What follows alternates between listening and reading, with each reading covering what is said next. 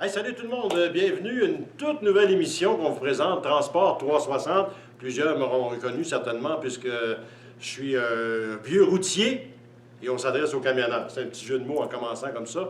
Mon nom est Denis Lecourt et j'accueille aujourd'hui Steve Bourgeois. On va parler évidemment de camionnage et c'est une série d'émissions qui va revenir de façon régulière. On veut essayer de démystifier un petit peu le domaine du camionnage, l'entreprise du camionnage, on devrait le dire de cette façon-là. Oui. Et Steve est avec nous cette semaine, il sera un de nos collaborateurs réguliers. On n'a pas tout mis en place exactement comment on va fonctionner, mais on a décidé qu'on partait, puis c'est aujourd'hui qu'on partait. C'est correct comme ça. Ben oui, c'est bien fait. Puis là, étant donné qu'on est en pleine saison hivernale, on a trouvé le moyen d'avoir un sujet qui en intéresserait sûrement plus d'un. On parle des routes de glace. Exactement, oui. Et on a avec nous un connaisseur, Steve Bourgeois. Route de glace, là, on va essayer de démystifier un petit peu parce qu'on entend toutes sortes d'histoires sur les routes de glace. Oui. Toi, tu l'as fait. Oui. Tu sais, en anglais, on dit de from the horse's mouth. Donc Okay. là, on l'a de la bouche du cheval qui l'a déjà fait. OK.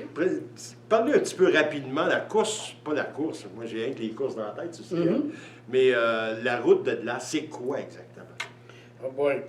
Celle que moi j'ai faite, c'est celle à Yellowknife, que la saison 1 de l'émission qu'on voit à la télé. Donc c'est vraiment la première saison de tout quand ça a commencé, qui est à Yellowknife, aller jusque dans les mines de Ekati puis d'Ivik. Donc c'est vraiment celle-là que j'ai fait, qui est réglementée sur les lacs, etc., etc. Mais ce que ça comprend, la route de glace, c'est pas une aventure au départ. Oui, ça devient une aventure, Oui. mais c'est une obligation aussi pour les gens qui ont du matériel à recevoir. Ça, c'est important. Oui, en haut, c'est pour amener tout le matériel qu'on a besoin pour les mines. Donc, les mines de Divik, les mines d'Ekati, on a beaucoup de diesel, du sable, la nourriture, tout ce qu'ils ont besoin pour subvenir à leurs besoins durant l'année pour éviter de l'amener par avion. L'amener par avion, donc il y a une période, puis la période est quand même relativement courte où on peut transporter sur ces routes de glace. Oui, on commence le 1er février, puis ça finit avant le 1er avril. Donc, février, mars, avril, exactement. Ça dure 2 mois. Alors, Steve, tu es non seulement de la route de glace, mais on va y revenir dans quelques instants. Ce qu'il faut savoir au départ, pour qu'on connaisse un petit peu mieux, tu es un formateur. Oui. Et de la formation dans le camionnage, Dieu sait qu'il y en a besoin. Oui, pas mal. Les statistiques augmentent. Hein? J'ai entendu que les statistiques, ici au Québec notamment, les nombres d'accidents ont augmenté beaucoup depuis quelques années aussi. Oui, on a vu des chiffres sortis il n'y a pas longtemps pour le nombre de pourcentage qui a augmenté. Et aussi aux États-Unis, que ça a augmenté de 5,8 %. J'ai vu ça sortir aujourd'hui. Donc, mais il y a beaucoup plus de camions sur les routes. Il y a plusieurs raisons que les accidents augmentent. Et quand on parle d'augmentation, il y a augmentation, il y a une pénurie dans le monde du camionnage. On le sait, tout le monde le sait. Y a-t-il vraiment une pénurie ou... Là, il y a l'offre, la demande, il y a la demande, puis il y a l'offre, je vais le dire comme ça, Ouais. mais tu vas le démystifier un petit peu. Parce qu'il y a beaucoup de camions, il y a des chauffeurs, il en manque, mais tout est basé sur le nombre de permis de classe 1 qui sont émis au Québec, mais ce n'est pas nécessairement tous des chauffeurs. Oui, il y a ça. Il y a plusieurs, justement, il y a plusieurs points. Comme au Québec, là, ils disent qu'on a tant de camionneurs, mais il y en a beaucoup qui ont leur classe 1 et ne sont plus dans le domaine, ou même moi, j'ai ma classe 1 puis je ne conduis pas régulièrement, donc ça joue un peu avec les chiffres. Ce qu'il y a aussi, c'est que les statistiques qu'on a eues dernièrement pour les voyages, présentement, on est à 2,5, 2,75 voyages, pardon, 2,75 camions pour un voyage, donc il y a un peu trop de camions pour les voyages qu'il y a présentement. Fait que c'est pour ça que ça joue un peu d'un taux. Mais les statistiques prévoient quand même que le nombre de camions sur les routes du Québec va encore augmenter dans les 10 prochaines années. Oui, jusqu'en 2030, là, il parle entre 200 et 210 000 camions tout partout qu'il y aurait. Là. Et déjà, là, on a de la misère à avoir des chauffeurs. Comment on va faire pour combler tous ces nouveaux camions-là? Il y a beaucoup de Là, changements. vous êtes formateur, vous allez avoir de l'ouvrage. Oui, ça, il y en a en masse. Je pense qu'on n'en manquera pas. Mais pour aller chercher il y a beaucoup de choses qu'il va falloir qu'ils changent. Là. La mentalité des nouveaux chauffeurs n'est pas pareille comme les vieilles générations. Même je ne suis pas si vieux que ça, mais je me mets là-dedans. Avant, on roulait beaucoup, puis tout le kit. Mais aujourd'hui, il y a beaucoup plus de... Ils veulent pas faire ce que leurs parents ont fait, j'ai l'impression. Donc, ils veulent être à la maison plus longtemps, plus souvent, pas nécessairement s'en aller toute la semaine. Il y a encore certaines personnes qui veulent le faire, mais c'est pas tout le monde qui est comme ça. On gagne-tu bien sa vie dans le monde du camionnage maintenant? Avec la question est large, Ça, hein? très large. Ça dépend de bien des choses. Pas une vocation de transport, mais presque. Il faut vraiment que tu aimes ça pour aller dans le transport. Tu es des longues heures sur le véhicule, tu es toute seule dans ton camion.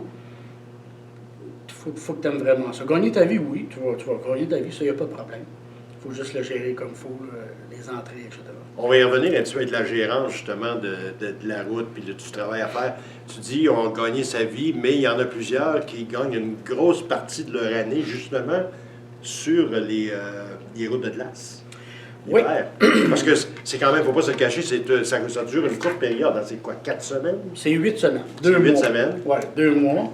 Puis là-dedans, oui, il y en a plusieurs qui vont chercher une bonne partie d'argent durant l'année. Il y en a qui font ça comme retraités.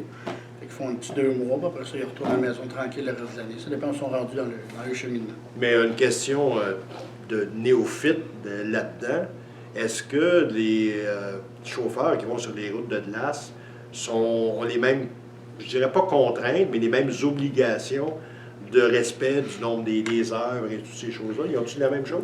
Ils ont la même réglementation, mais ce n'est pas le même nombre d'heures. On fonctionne sur les heures du Nord, donc en haut du 60e parallèle. Je ne me trompe pas qu'il y ait 115 heures par semaine, 8 heures de dodo, on peut splitter. Donc c'est un peu plus lourd, ce qu'on pourrait dire. Mais oui, ils doivent respecter la réglementation parce qu'il y a une partie de la route de glace de cette section-là qu'on roule sur le chemin public, donc on doit respecter la réglementation. Mais sur les lacs, là, comme tel, c'est pas 100 km/h qu'on voyage là-dessus, hein? Non, il y a plusieurs petites choses, mais la première, c'est 25 km/h quand on est chargé. Et rentrer et débarquer des îles, c'est 10 km/h. Mais pourquoi 25 km/h? Plusieurs vont poser la question. C'est simple à comprendre, mais il faut le savoir. Oui, qu'est-ce qui monte là-bas? C'est vraiment à cause des vagues puis endommager la glace. Fait qu'ils veulent respecter les limites de vitesse pour pas trop endommager la route. Parce que c'est de la glace, dans le fond. Fait que Donc, plus qu'il y a magané, on ne pourra pas se rendre à la fin de la saison. Donc, avec le poids, ça peut faire bouger les glaces automatiquement? Oui. Quand on embarque sur le lac, bien souvent, pour les portages, on embarque sur le lac, après ça, on tourne. Fait qu'on envoie la vague vers le fond du lac. Puis après ça, on roule sur le bon trajet, puis pour débarquer, on va retourner avant de rembarquer. Comme ça, on envoie les vagues ailleurs que où est-ce qu'on débarque, puis on embarque. Ça, ça prend une formation spéciale, j'imagine. Tu as beau avoir ta classe 1. Moi j'ai ma classe 1, demain matin, je ne débarque pas sur le bord de la baie James, je dis, on fait les routes de glace. Non, il y a une formation là-bas, il y a une formation en ligne, puis après ça, il y a une formation sur place aussi, plus les drug tests, tout ça. Puis apprendre, c'est comment qu'on roule, les distances entre les véhicules, les vitesses sur la glace, etc. On apprend comment parler au radio aussi pour annoncer notre présence, etc. Fait qu'il y a une formation là-bas aussi. Mais tu n'es jamais vraiment tout seul. Là. Tu ne pars pas à l'aventure tout seul sur un lac. Tu n'es jamais tout seul. À toutes les 20 minutes, il y a un départ de 4 camions, 500 pieds entre chaque camion, 500 mètres, 500 pieds, un demi-kilomètre. Et si jamais il y en a un qui brise, il y en a un qui reste avec. Donc il y a toujours un convoi de 2 minimum. Puis c'est comme ça qu'on roule, jamais tout seul sur la glace. Jamais tout seul, mais il y a eu des incidents. Tu étais témoin d'incidents sur les incidents qu'on a aujourd'hui, c'est pas mal changé dans le passé. Dans le passé, il y avait des accidents, il y en a qui sont morts, tout ça, parce que la glace a cassé. Mais aujourd'hui, un camion qui passe à travers la glace, c'est plus rare. C'est surtout mise en portefeuille, glisser, rouler trop vite, des choses comme ça. S'endormir, puis rentrer dans les bancs de neige. Mais sinon, passer à travers la glace, ça, c'est plus vraiment, pas pour cette section-là, en tout cas. Mais rouler trop vite, tu dois respecter la limite de 25 km/h, mais il y a de la surveillance ou on laisse ça au bon jugement des conducteurs? Non, il y a des pick-up, on appelle ça des pick-up qui se promènent partout, puis beaucoup, c'est des anciens gars de la GRC. Okay. Il y a une police à la glace un peu partout qui surveille avec des radars pour respecter les limites de vitesse. Et financièrement, ça vaut vraiment la peine?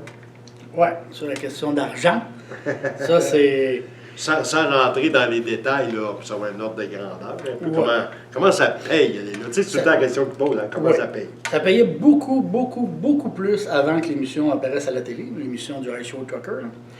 Mais aujourd'hui, là, une personne, ça dépend si la personne aime dormir ou comment qu'elle roule, si elle a un camion qui est toujours brisé, mais en général, elle peut jouer entre 20 ou 30 000 $ pour son 2 mois. Là. Donc, il fait une bonne partie de son année. Il y en a plusieurs qui font leur année là. Pas leur année, mais une partie. Y a-t-il beaucoup d'entreprises qui sont là, qui offrent cette possibilité-là de conduire sur les glaces? Pour la seule qui a les Knife, oui, il y en a une couple. Cette année, il y en a une ou deux qui a fait faillite, mais il y a plusieurs petites compagnies. Là, finalement, c'est payant pour les chauffeurs, mais pas pour les compagnies. Bien, la faillite a eu lieu pas réellement relié, pas ça se dit ces deux mots-là dans la même phrase, mais en tout cas, c'est pas relié à la route de glace, c'est plus le reste de l'année, ce que j'ai pu comprendre dans l'entreprise, une gestion, quelque chose. Je ne peux pas m'aventurer trop loin là-dedans, mais j'ai vu des choses passer. C'est vraiment plus une gestion à l'année là, qui est arrivé quelque chose. Une autre question que les gens vont se poser, des gens qui auraient peut-être intérêt à aller sur les routes de glace, est-ce que l'anglais est un prérequis ou... parce que dans le Nord, on sait très bien, là, obligatoire. communauté inuit, là, ces choses-là, ça parle surtout anglais. Mais là-bas, on a beaucoup de Canadiens, anciens gars de la GRC, tout ça, puis ça parle beaucoup anglais, même presque juste anglais. Fait qu'il faut comprendre et parler anglais. Il y en a qui se sont fait retourner à la maison parce qu'ils ne parlaient pas assez l'anglais. Donc oui, il faut parler. Mais tu ne peux pas arriver là, sortir de formation de classe 1 puis dire je m'en fais les routes de glace. Ça prend quand même une certaine expérience du camionnage. Oui, eux autres demandent 2 ans. L'expérience en flatbed aussi, bitrain, ça c'est ce qu'ils demandent. 2 ans, là, c'est un minimum qu'ils demandent. Il y en a qui ont réussi à y aller sans l'avoir, qui n'ont pas passé à travers. Il y a certaines choses qui sont arrivées qui ont dû quitter avant à cause de ça. Okay. Mais 2 ans minimum, c'est pas trop. C'est pas trop. Non. Écoute, il y a des questions qui me brûlent les lèvres un petit peu, puis je veux mettre de côté un petit peu la glace, puis je veux te poser ces questions-là, parce que tu dis ça prend un minimum de 2 ans d'expérience. La question, dans le fond, que moi je me pose, est-ce que les gens, parce qu'on offre beaucoup de formations, il y a beaucoup de centres de formation de camions au Québec, là, pour les chauffeurs, est-ce que la formation est adéquate présentement au Québec? Pour les routes de glace ou pour le transport? Non, pour le transport en général. Les routes de glace, on va y revenir tantôt. Mais le transport en général, la formation est-tu adéquate? Non. À l'intérieur des budgets qui sont, je dirais bien, comment je dirais, des budgets qui sont raisonnables pour suivre un cours de formation, je dirais. Au Québec, la formation n'est pas obligatoire. Fait que non, elle n'est pas adéquate. Okay, tout le monde peut aller chauffer un camion sans suivre la formation. Tout le monde qui a une classe 1, il faut d'abord... Tout le monde qui a sa classe 5 peut aller suivre, pas la formation, mais le cours à la SAC pour avoir son permis, puis il n'y a pas besoin de suivre aucune formation. Il n'y a aucune formation obligatoire. Tu peux prendre le livre, l'apprendre par cœur, puis connaître quelqu'un qui a un camion, puis apprendre à conduire un peu comme ça, puis tu vas réussir à passer ton examen. C'est pour ça qu'il y a des compagnies de formation qui vont encore aujourd'hui former des chauffeurs dans des entreprises. Oui, il va toujours en avoir aussi, parce que la réglementation change, puis l'entreprise est... Il faut qu'elle forme ses chauffeurs. Quelqu'un qui conduit fait 10 ans, la réglementation a peut-être changé 10 fois, soit dans les matières dangereuses ou la classe 1, ou bien, pas la classe 1, mais la ronde de sécurité. Mais il faut les reformer, ces personnes-là. Les réglementations ont changé. Donc, il va toujours en avoir de la formation. Mais pour avoir son permis de classe 1 au Canada, il n'y a aucune formation obligatoire pour l'instant. Est-ce qu'il y a des entreprises, par contre, qui obligent de la formation avant d'embaucher des chauffeurs? Les politiques d'entreprise, il y a plusieurs compagnies qui vont exiger certains minimums dus aux assurances qui vont dire soit avec un DEP ou le nombre de points ou ces choses-là. Mais il y a encore certaines compagnies qui peuvent engager sans qu'il y ait de minimum. Je sais qu'au niveau des nombres de points, pour passer d'une classe 5, prendre une classe 1, je pense que c'est maximum 3 points. Là, quelque chose comme ça, dans les 6 derniers mois. Si tu as 4 points, 5 points, 6 points, oublie ça, tu as classe 1, attends, tu peux avoir de points, c'est ça? C'est ça, exactement. Non. C'est quasiment le seul critère qu'il y a là, pour l'instant. Il n'y a pas de formation obligatoire. Est-ce qu'il y a des lobbies actuellement dans le monde? J'imagine qu'il y en a là, dans le monde du transport, il y en a dans tous les domaines. Y a-t-il du lobby qui se fait en ce sens-là auprès des instances gouvernementales? Oui, puis il y a déjà certaines provinces qui l'ont fait, comme Saskatchewan, Manitoba, je ne me trompe pas, puis là, l'Ontario, puis le Québec. Bien, il y a une loi qui est sortie au fédéral qu'en 2020, il faut que toutes les provinces aient leur formation obligatoire minimum. Fait que là, on attend juste le nombre d'heures qu'ils vont exiger, etc. Mais il faut que ça sorte cette année pour le Québec. Parce que ça avait fait toute une tollée, je me souviens, avec les gruitiers, entre autres, là, il avait fait une grève, il y avait des formations, la formation n'était pas adéquate, fait que là, il y a eu une grève à ce propos-là. Dans le camionnage, j'imagine que les instances vont vouloir se tenir aussi là-dessus. La formation, c'est bien beau de rendre une formation obligatoire, mais quel va être, justement, comme tu dis, le nombre d'heures, la formation, à quel point elle va être adéquate? Pour l'instant, les autres provinces jouent dans le 100, aller à 115 heures. Fait probablement que le Québec va faire à peu près pareil, mais combien d'heures au volant, combien d'heures en théorie, on ne sait pas encore, on n'a rien de ça qui est sorti pour l'instant. Parce que là, c'est un petit peu un couteau à 2 tranchants. Je ne sais pas si tu vas me comprendre. Tu sais, on entend partout, on regarde partout, toutes les compagnies, tout le monde change les chauffeurs. Et on arrive, on veut implanter une réglementation de formation obligatoire. Là, on commence à... Moi, j'appelle ça se tirer dans le pied, là. Je ne dis pas qu'ils n'ont pas raison, là. C'est parce que tu demandes ou tu cherches des chauffeurs à tour de bras, puis là, la formation va augmenter pour ce que tu cherches. Puis le salaire du chauffeur, le nouveau chauffeur, augmentera peut-être pas nécessairement. Moi, je pense le contraire. Parce Ok. qu'on va avoir une qualité de chauffeur, parce qu'il va avoir une formation minimum de base qui va sortir. Puis, il va y avoir la pénurie, supposément qu'il y en a une. Moi, à date, je mets de l'essence, puis je vais faire ma commande, j'ai pas de problème. Je sais que je vais me faire garocher Il des dit roches. supposément, il a dit supposément. Mais moi, tout, le tant monde si longtemps- tout le monde dit qu'il y a d'ouvrages partout, mais on cherche des chauffeurs, on n'en a pas. Mais ils courent tous après la même tarte aussi. Il n'y a pas plus de compagnies qui se bâtissent ici pour envoyer plus de stock aux États-Unis. Non. Il y a des Fait- compagnies, il y en a qui ferment. Aussi. Fait que, tu sais, on a une compagnie qui a 10 voyages envoyés aux États-Unis, puis sont 10 compagnies de transport qui visent dessus, qui est l'équivalent de 10 camions par semaine. Fait qu'ils veulent tous avoir 10 chauffeurs de plus. Mais si les 5 compagnies ont 10 chauffeurs de plus pour les 10 voyages, il y a 4 compagnies qui ne rouleront pas pareil. Parce que là, il y a quelqu'un en quelque part, d'après moi, là, puis je ne veux pas chicaner personne, là, c'est la première émission, on peut commencer à chicaner tout le Non, monde. c'est correct. Mais il y a quelqu'un qui ne fait pas ses devoirs. Parce que là, tu arrives avec le phénomène que tout le monde dit qu'il manque une pénurie de main-d'œuvre. Il n'y a pas assez de formation, dit-on, d'un autre côté. Mhm. Et tu as la nouvelle réglementation qui va arriver très bientôt au niveau des logbooks, va devenir Ouais.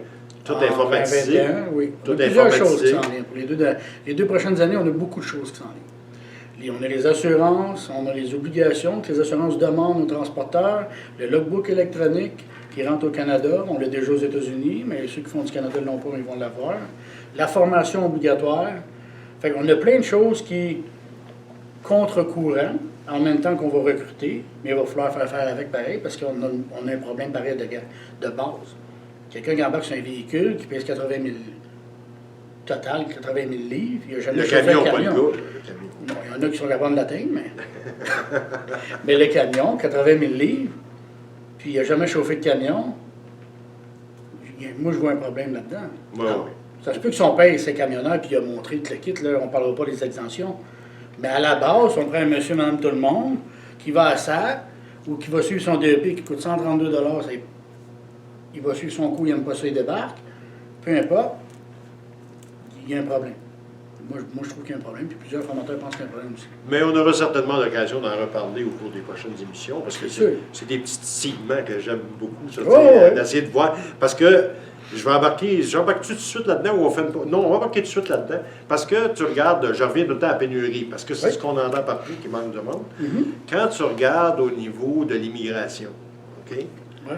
Là, on va tomber dans des sujets délicats, puis c'est pas pour dénigrer, Non, non, non, non, au non, contraire. c'est correct. Au contraire, je m'en plains, dans le sens qu'au niveau de l'immigration, il y a des immigrants qui arrivent ici, qui ont besoin de travail. Mhm. Ils ont, actuellement, c'est peut-être le moment idéal parce que la formation n'est pas obligatoire à ce moment-ci, sauf ça prend un permis de classe 1, bien entendu. Mais c'est pas dans la réglementation ou la nouvelle loi de l'immigration. Les chauffeurs ne sont pas dans cette loi-là qu'on va ouvrir la porte aux chauffeurs Ok, oui. de l'extérieur. Oui, ça, c'est les PVT qui appellent puis tout ça. Selon le gouvernement canadien, le chauffeur n'est pas en pénurie pour aider à favoriser l'immigration pour les aider à venir. Présentement, c'est pas ça qu'il y a. Mais on a de l'immigration qui vient pareil, puis obtenir son permis de véhicule lourd est quand même assez facile, vu qu'il n'y a pas de réglementation. Puis ça peut être quelqu'un qui vient de la France ou de n'importe où. C'est pas les mêmes lois, c'est pas les mêmes choses, puis il pourrait avoir son permis, effectivement. Pour avoir son permis, mais donc, il faudrait demander au gouvernement qu'il rouvre un petit peu plus les valves de ce côté-là ou pas? Ça, il y a l'Association du camionnage du Québec, il en avait parlé au Congrès. Il y a le ministre, pas le ministre, mais un représentant du ministre, je ne me trompe pas, qui était là. On avait aussi des compagnies qui font du recrutement, puis plusieurs compagnies de transport. Puis ils poussent en ce bord-là pour essayer d'aider, puis expliquer qu'il y a un manque de chauffeurs. Parce qu'ils prennent une statistique via le nombre de personnes qui ont le permis de conduire classe 1. Comme moi, je l'ai, il y en a plusieurs dans la salle ici qui l'ont, puis on ne conduit plus à temps plein. Donc ça fausse un peu la donnée. Fait que oui, Mais c'est chose dis-moi à justement, parce que tu as parlé de médium, ou le mot médium m'a allumé un petit peu.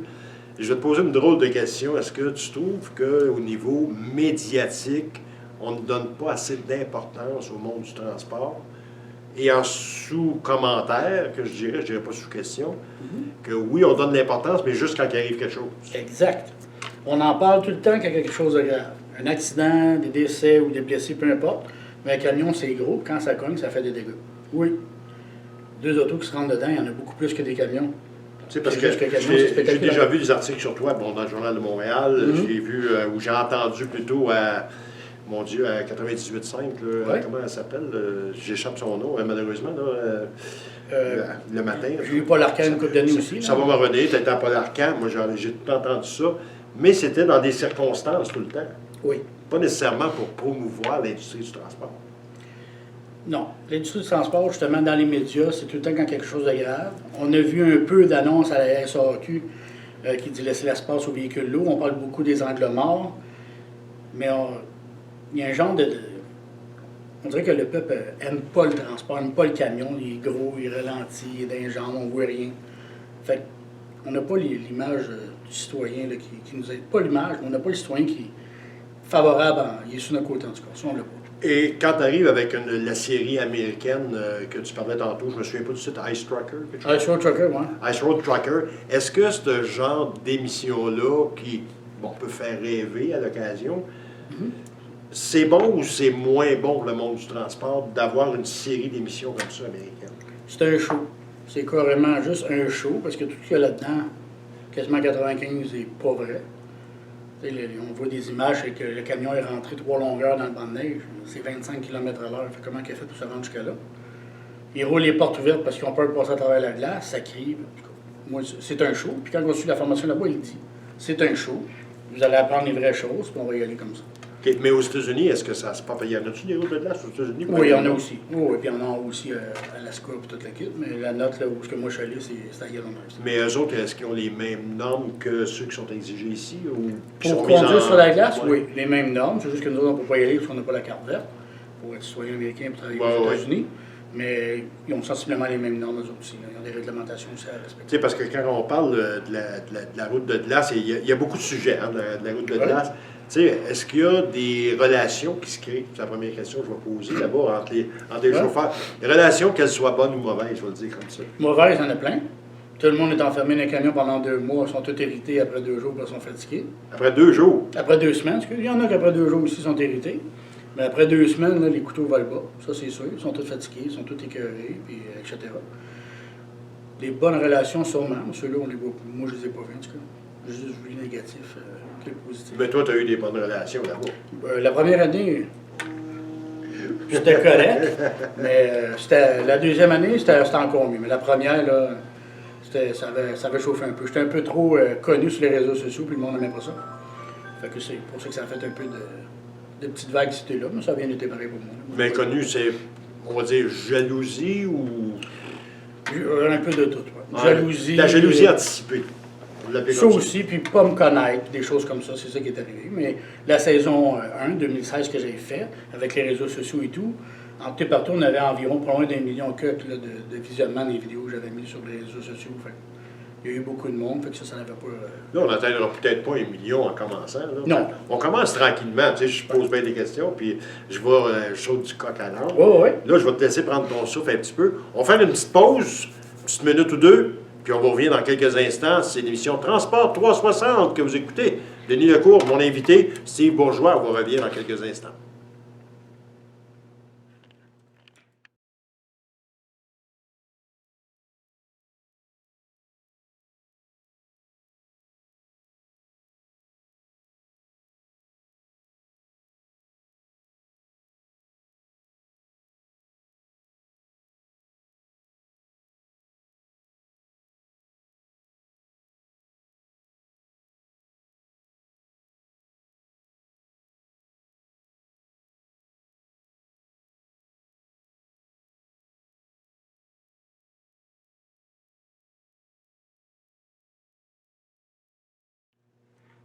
Alors, on est de retour à Transport 360, Denis Lecourt en compagnie de Steve Bourgeois. On va poursuivre un petit peu notre discussion qui va de gauche à droite. On parle évidemment beaucoup du transport sur la glace, les routes de glace qu'on appelle. Mais tout de suite, on va vous informer si jamais vous avez des commentaires, des suggestions pour les prochaines semaines, les prochaines émissions. Il va y avoir des invités aussi en cours de route. Oui. Ça, c'est certain, parce qu'on ne mettra pas Steve à l'épreuve à toutes les semaines. Là. Non. Une fois de temps en temps. Ça, c'est sûr. Vous pouvez nous envoyer ça. C'est la page Facebook Transport 360. Facile à trouver. Commentaires, suggestions là-dessus ou encore par courriel info@transport360.ca. Et on va essayer de répondre aux questions. On va essayer de vous amener des sujets d'information qui vous intéressent. Puis, moi, je suis là pour poser des questions. Je ne suis pas un grand connaisseur, mais je suis un petit peu connu dans le monde du transport quand même. Oui, oui. Un petit peu, pas beaucoup. Mais s'ils ont des idées, justement. Là, Moi, j'ai été à Notre-Dame-du-Nord dans ma vie. Ah, mon Dieu. OK. Et j'ai été annonceur là-bas pendant 6 ans, 7 ans, 8 ans. Je ne me souviens pas Ah oui, exactement ok. combien de temps. Donc, quand tu étais là pendant 6-7 ans, tu connais tout le monde. Oh, oui. Ou à peu près. Là, ça. ça a changé, ça a vieilli un petit peu. Puis ça va encore bien, cet événement-là. Justement, parlant des événements, c'est...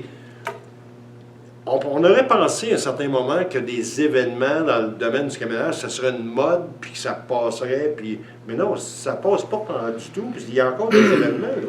Oui, puis il y en a de plus en plus aussi qui se créent aux États-Unis, qui, parce qu'ils ont vu des choses qui se sont passées au Québec. Fait qu'il y en a une au Michigan qui est partie il n'y a pas longtemps. Au Québec, il y en a eu, il y a Dieselfest maintenant qui va être à... Dieselfest qui va être à ICAR. Oui, il va être à ICAR pour 2020. On va être là aussi, justement. On va être là. On va faire une animation pendant une journée. Là, Tu dis 2020, à partir de 2020. Oui. Parce que c'est pas juste pour 2020. Non. 2020, ils sont à ICAR parce que l'année passée, c'était à Saint-Eustache est fini. Là. Exact. Fait que là, ils vont être à ICAR cette année. Puis moi, je vais être là aussi pour Les faire... événements, tu sais, de Notre-Dame-du-Nord, moi, je me souviens de la Dorée. Saint-Joseph, la Dorée, c'est tout encore là. Ça. C'est tout encore là, ces événements-là. On faisait tirer des camions à ce moment-là, Oui, ça marche encore. Oui, il y en a encore de ça. Des Harley, des pick-up, des Ford. Des Ford. Je sais pas pourquoi tu me regardes en parlant d'un Ford. Oui, non, c'est ça. Mais oui, c'est encore tout là. On pourrait mettre le lien de l'association des courses de véhicules lourds là, qui est au Québec. On pourrait mettre ça aussi sur le lien, puis tout le monde pourrait voir ça. Donc, c'est intéressant parce que ça promouvoit le monde du rêve. Moi, je me souviens, tu sais, j'ai parlé de Notre-Dame-du-Nord, mais j'ai annoncé aussi à l'époque à Saint-Nazaire, le National d'Irou. OK. C'est quoi, j'imagine aussi, c'est pas jeune, ça, là, comme événement. Mais c'est tous des événements de camionnage. Oui. J'ai tous vécu ça. Là. Mais les gars, à la fin de ça, tu sais, ils chaînent le camion, puis pour l'événement, le show and shine. Puis Ouais. après ça, ben, ils s'en vont travailler le restant du temps. C'est ça qu'il ne faut jamais oublier. Là. C'est un hobby. Ils font pas d'argent avec ça vraiment. Là. C'est un plaisir plus que d'autres choses. Ah non, mais il n'y a pas personne qui fait d'argent dans les courses, je te le promets, au Québec. Non. Dans rien. Dans aucune course, ouais, c'est ça. Non, mais je connais un gars en légende modifiée, il pensait de faire fortune maintenant. Puis, Aujourd'hui, t'en as la caméra. c'est notre recherche, c'est vraiment loin. Puis là, il va piloter Icar d'ailleurs en légende modifiée. Je fais un petit peu de promo là, pour sa prochaine saison. Ben, il s'amuse, hein. Il faut s'amuser quand on est là-dedans. Quand on parle de déplacement dans le Grand Nord, tu sais, tu pars, moi demain j'ai un camion, puis je suis apte à aller faire la route de glace. Je pars avec mon camion. Déjà, il y a des dépenses en partant, il faut du temps. Oui. Bien souvent, il y en a qui vont avec leur remorque aussi en même temps, fait qu'ils vont prendre un voyage qui va aller jusque là-bas. Il y a beaucoup de voyages qui partent de Toronto. Là, Quand tu dis là-bas, c'est où exactement? Yellowknife. Le point de départ, c'est les Yellowknife. À Yellowknife que la route de glace commence. Parce que Yellowknife, on se rend en auto? Oui. Tu vas m'apprendre quelque chose? Oui, c'est longtemps, mais ça y va. Ça prend combien de temps? Il faudrait regarder. On arrive là-bas, on n'a presque plus d'heures, je ne me trompe pas, à cause qu'on est allé à Toronto. Fait qu'on doit être pas loin de 60 heures à peu près. Là. Je dis ça vaguement, mais je pense que c'est 5800 km à partir d'ici, quelque chose comme ça. Aïe, aïe. Puis c'est au Québec encore, là? Non. Yellowknife, c'est en haut de. Ah non, on est en haut ici. Territoire du Nord-Ouest. Non, mais là, tu complètement haut à gauche. vas me faire ma géographie en même temps. On va emmener un livre tout à l'heure pour vous montrer ça. Mais 60 ans, ça c'est juste pour te rendre. Mais là, tu viens de dépenser le fuel, tu viens de perdre, entre guillemets, une semaine de travail. Fait qu'il faut que ça soit rentable. Il va être payé pour y aller. Ah, parce qu'il va monter un voyage. Ben oui. Le chauffeur aussi, s'il va partir d'ici, parce qu'il y a une compagnie québécoise qui va là-bas. OK. Fait qu'il OK, paye- tu pars pas d'ici, puis tu dis, moi, je m'en vais là-bas faire la route de glace, mais il faut que tu sois embauché avant. Oui. Faut que tu sois embauché avant, savoir quelle compagnie tu vas y aller. Une compagnie au Québec. Il y en a ceux qui part prennent d'ici. le risque d'y aller sans être embauché, puis espérer se faire embaucher là-bas, ça arrive-tu? Il va falloir qu'ils trouvent une compagnie là-bas pour faire les demandes et tout, parce qu'il y a le drug test, l'examen, etc., etc. Aller là-bas, dire je veux chauffer un camion, il va falloir, faut qu'ils sachent où aller cogner. Là. Ça se fait ou ça se fait pas? Il va falloir- Peut-être qu'il pourrait réussir, mais il va perdre une couple de journées là-bas. Il est bien mieux de parler anglais bien comme il faut. Ça, il n'y a pas le choix. L'entendre, le comprendre, puis le parler. Mais la formation, elle se fait là-bas ou ici? Il y en a une en ligne, puis il y en a une là-bas. En ligne, comment tu peux avoir une formation en ligne? Je Sur comprends Internet, pas. sur Internet, ils vont vous expliquer des vidéos, comment que ça fonctionne pour rouler sa route de glace. Puis après ça, il va y avoir un examen avec des questions pour savoir si vous avez bien compris. Exemple, combien de distance entre les Tu sais, camions. quand tu disais un petit peu plus tôt, tu disais la formation est déficiente. Je pense que c'est peut-être personnel, là, ce que je vais penser, là, mais je pense que ça, c'est déficient un petit peu aussi. Là. Celle-là, Comment tu peux avoir une formation pour conduire ça glace pendant des jours, des heures, des semaines? suivre ça en ligne, tu ne l'as pas pratiqué. Tu comprends Ça, pas? c'est du e-learning qu'on appelle. Puis là-dessus, ça va être sûrement, pas sûrement, c'est les réglementations pour les lois et tout. Quand on va là-bas, après ça, il va y avoir une autre formation. Et quand tu vas partir quelqu'un d'expérience qui va te guider, puis il va t'aider sur la route là-bas, comment opérer. Quand accélérer, quand freiner, etc., etc. Fait que c'est beaucoup de formations pratiques là-bas sur les lieux par l'employeur qui va t'engager. Puis souvent, il y en a qui ne passent pas à travers ça non plus, donc ils sont obligés de quitter après une semaine. Mais l'employeur a investi à ce moment-là, il paye quand même sa semaine. Là. Oui, un camion va faire un voyage ou deux, puis s'il n'aime pas ça ou ça ne marche pas, il va s'en aller. Donc l'employeur, c'est un 30 sous qui lance dans les airs. Oui, pour 2 mois. Mais s'ils font une belle rotation puis une belle formation, bien, chaque année, les mêmes gars vont revenir. C'est compliqué un petit peu. C'est quoi? Ça représente quoi les heures de travail? Je sais qu'on. Bon, les logbooks, il faut les respecter, ces choses-là, mais ça représente quoi? Les heures de travail, là, il y en a beaucoup. Il y a beaucoup, beaucoup d'heures de travail. Il y a des journées assez remplies. Des 16-17 heures là, par jour parce qu'on attend, on est brisé, on fait une sieste ou des choses comme ça. Le chargement, les heures de départ, tu peux te décoller à 3 heures du matin puis tu t'es couché à 10 heures le soir, tu vas avoir fait juste une nuit de 5 heures parce que tu es allé prendre ta douche, manger, décompresser, etc. Mais les heures de départ, c'est pas tout à fait toi qui décides non plus. OK. Donc c'est... Parce que les heures de départ sont déterminées, j'imagine, avec la réglementation de tant d'heures. Même pas, sont régis par les postes qu'il y a d'ouvert. Fait qu'à toutes les 20 minutes, il y a 4 postes qui rouvrent. Fait que quand c'est comblé, mais tu prends le prochain. Fait que tu peux pas choisir vraiment ce que tu veux. Tu pourrais, mais tu vas perdre des départs, tu vas perdre des voyages dans la semaine si tu prolonges OK. tous tes voyages. Donc ça demande quand même une coordination, ça demande... Assez, oui. Là-bas, c'est comme une tour de contrôle. Ça, je disais au niveau qui venait. La même affaire qu'un avion. Tu parles avec des dispatchs, il y a plusieurs places sur les lacs, il faut que tu donnes ta position, que tu es rendu, pour que les autres puissent vérifier les heures de départ, tout ça, puis les bons roulements. C'est pareil comme un avion, on s'annonce, etc. Mais qu'est-ce qui amène à l'obligation de cette route sur place? Tu sais, au début, on a parlé pour fournir du matériel aux mines, Ouais. mais il n'y a pas d'autres moyens par avion, par bateau, en saison estivale, par exemple? Le bateau, il ne se rend pas jusqu'à ceux-là. Les mines qu'il y a là, ceux-là, non. Je sais que la calotte glaciaire est en train de dégeler, puis ils commencent à regarder peut-être pour rentrer par l'autre bord, mais pour l'instant, ils ne sont pas rendus là. Puis l'avion, ça coûte excessivement cher. Fait que c'est Moins pour ça. cher que la route que de faire la route de glace. L'avion coûte beaucoup plus cher que la route de glace. Eh bien, c'est ça, je veux dire, plus Oui. cher, moins cher, c'est moins cher de le faire. Ah oui, beaucoup moins cher. Ah oui. Ouais. On vient d'apprendre quelque chose, puis on était là pour ça, on voulait apprendre des choses. Et c'est quoi une journée type? Tu sais, il n'y a pas vraiment de journée type, si je comprends bien. Tu sais, tu peux te lever à toute heure, ça dépend de... C'est jamais pareil. Tu peux avoir une heure de départ à 4 heures, tu vas revenir à Yellowknife, puis l'autre jour, tu vas partir à midi. C'est vraiment là. Il ne faut pas que tu aies d'horaire. Il ne faut pas que tu n'aies pas d'horaire. Il ne faut pas que tu aies de but qui dit, moi, je veux tout le temps faire de 4 heures le matin à 6 heures le soir ou des choses comme ça. Ça n'existe pas là. Tu vas dormir quand ça va être le temps de dormir, entre guillemets. Parce que tu ne sais jamais non plus quand tu vas aller te coucher. Puis c'est la même affaire pour le départ. Fait que pendant 2 mois, tu te laisses aller, puis tu fais ce qu'il y a à faire.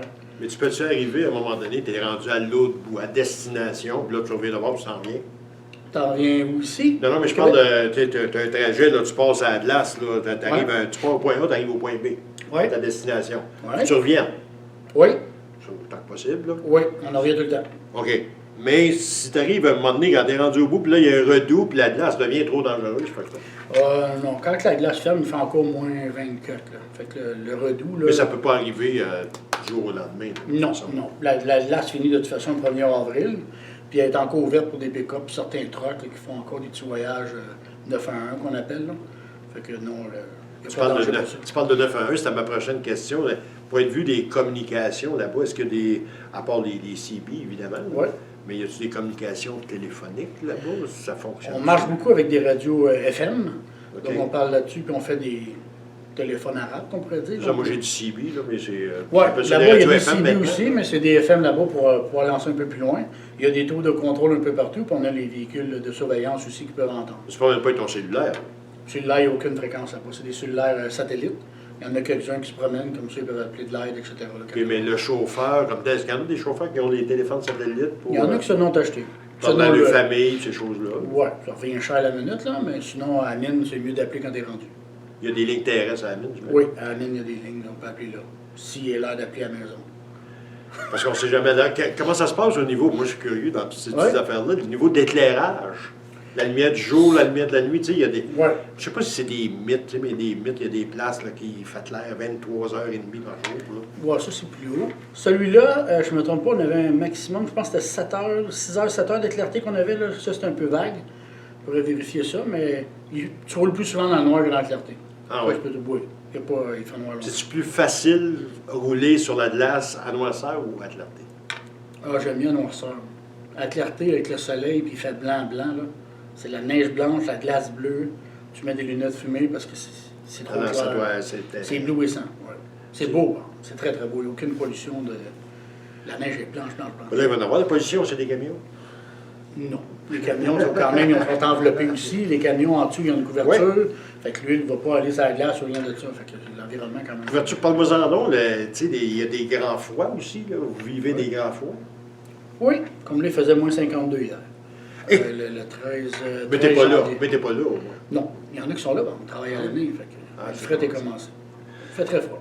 Hey, on va prendre une petite pause, si tu permets, encore une petite minute ou deux. Après ça, on revient, on va conclure là-dessus pour cette semaine. Encore quelques petites questions à te poser. Restez là, on revient dans quelques instants.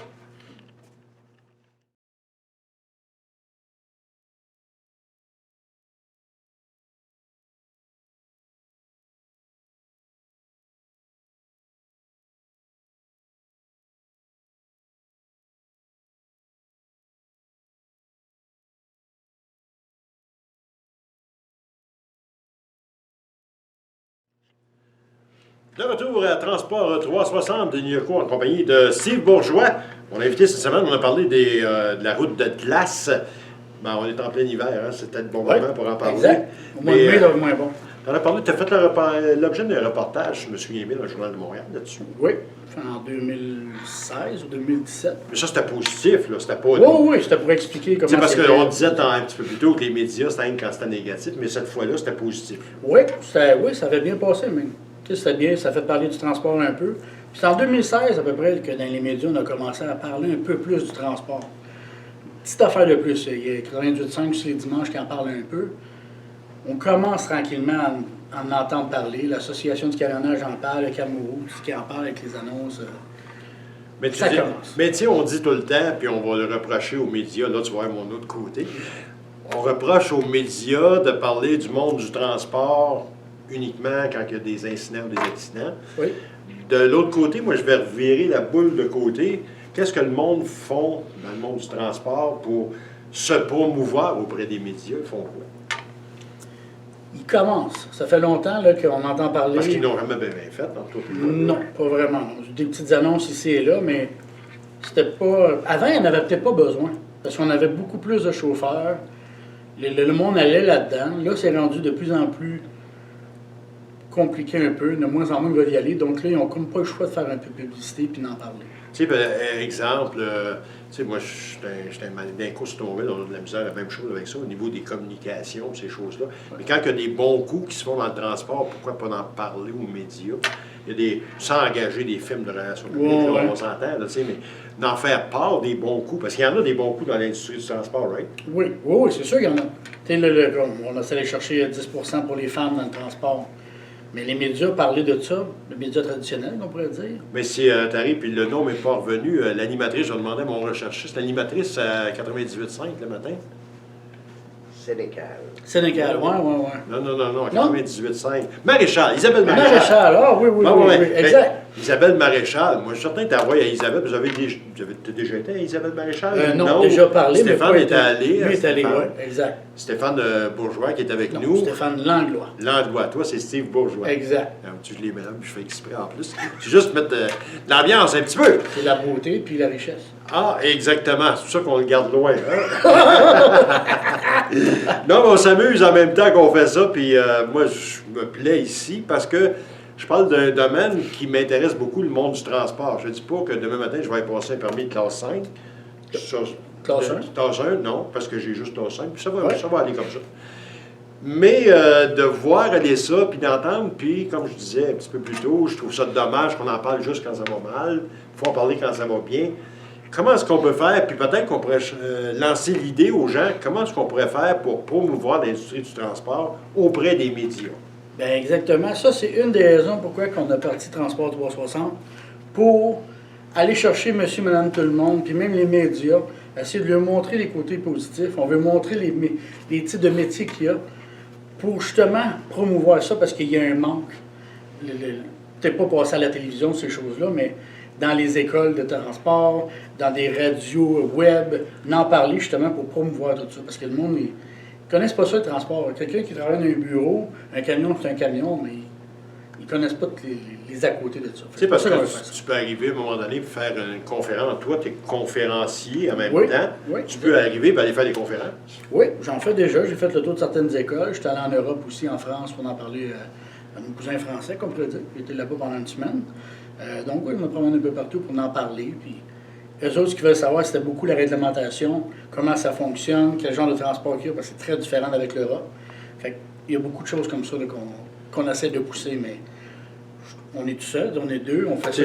Toi, tu es formateur, tu es camionneur à la base, tu es formateur. Ouais. Ensuite de ça, là, tu es rendu, tu fais un show de TV. Oui. Conférencier. Conférencier, puis... gestion d'entreprise. As-tu du temps pour chez vous? Oui, l'été, on fait du bateau. L'été, on fait du bateau. Exact. Ça c'est un beau passe-temps. Ça, c'est la glace qui est fondue au premier. Exactement. Ouais. Ça prend juste la suite des idées un petit peu. Oui, disons que l'hiver, on travaille pas mal. 10 mois par année, là, disons qu'on donne une go les 6-7 jours semaine, là, c'est régulièrement. Bien, c'est un petit peu la vie de camionneur, de toute façon. Oui, exactement. Même affaire, mais différemment. Je ne suis pas au volant du camion tout le temps comme eux. Bien, c'est ça qui va intriguer beaucoup de gens, parce que tu es un gars de truck, on va le dire comme ça. Tu as ton permis de classe 1, tu as fait la route de glace, mais le transport, partir pour 3-4 jours, par exemple, l'Ouest canadien, l'Ouest américain, toi, tu as mis ça derrière pour l'instant ou sur la glace? Il est juste sur la glace pour l'instant. On pourrait dire ça. De temps en temps, certains de mes clients, j'embarque sur les camions. Il y a un projet qui s'en vient pour le mois prochain, donc je vais justement essayer de promouvoir. Peux-tu en parler? Oui, ça va être en primaire. Disons que je vais me faire tirer, entre guillemets. C'est que tous ceux qui suivent un DEP vont pouvoir partir une semaine avec moi aux États-Unis en camion en formation continue, on pourrait dire, pour le stage de DEP. Fait que tous ceux qui sont aux études présentement à faire le DEP vont pouvoir participer au concours. Puis je vais en faire tirer un, puis il va venir pour la compagnie de transport, puis on va faire un voyage aux US pour lui expliquer tout ce qu'il y en est. Ah, j'ai 18 ans et plus. Ah, c'est même 21 ans et plus. C'est 21 ans. Le DEP, etc. Aux États-Unis, c'est 21 ans et plus. Oui, ben on a le PA CVL, mais ça, c'est pour le Québec. Mais moi, le stage, ça va être vraiment pour aller aux États-Unis. Parce que tu vas aller l'amener où, quoi? Floride, le sud ou l'ouest? Mais ça va être en Floride. Je vais choisir mes voyages. Alors, je suis rendu. Fait que je vais faire un tour en voyage. Le stage, ça va être en Floride. Quand j'entends ça, l'âge, je vais rendu, gars, on commence ça à notre âge, on commence ça, à faire ça aujourd'hui, c'est le fun. Non, mais j'ai la possibilité de pouvoir choisir où je vais vouloir aller. Donc, ça va être en dry box, puis ça va être en Floride.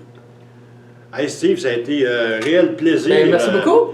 D'être avec toi pour faire cette première émission. Puis on va sûrement collaborer aux autres émissions. Ah ben oui, aussi. pas de problème. Je ne veux pas avoir des nouveaux à tous les semaines, là, parce que je suis obligé de m'habituer à chaque fois. On va pouvoir faire des retours sur ce qui s'est passé dans les derniers jours. Puis les exactement. Semaines. Puis encore une fois, les gens, on en a parlé un petit peu plus tôt, pour les gens qui auraient peut-être manqué le début, ben, on peut faire rewind. On est sur le web, ça c'est le fun pour ça. C'est pas en direct. Mais vous avez des commentaires, des suggestions à faire, des propositions de sujets, on est très ouvert. La page Facebook Transport 360 ou encore par courriel info@transport360.ca, facile à retenir. Ouais. On s'arrête là pour cette semaine. On espère que vous apportez quelques éclaircissements, quelques informations. Je ne suis pas un fin connaisseur, mais j'essaie de faire parler les connaisseurs. C'est le but de l'exercice.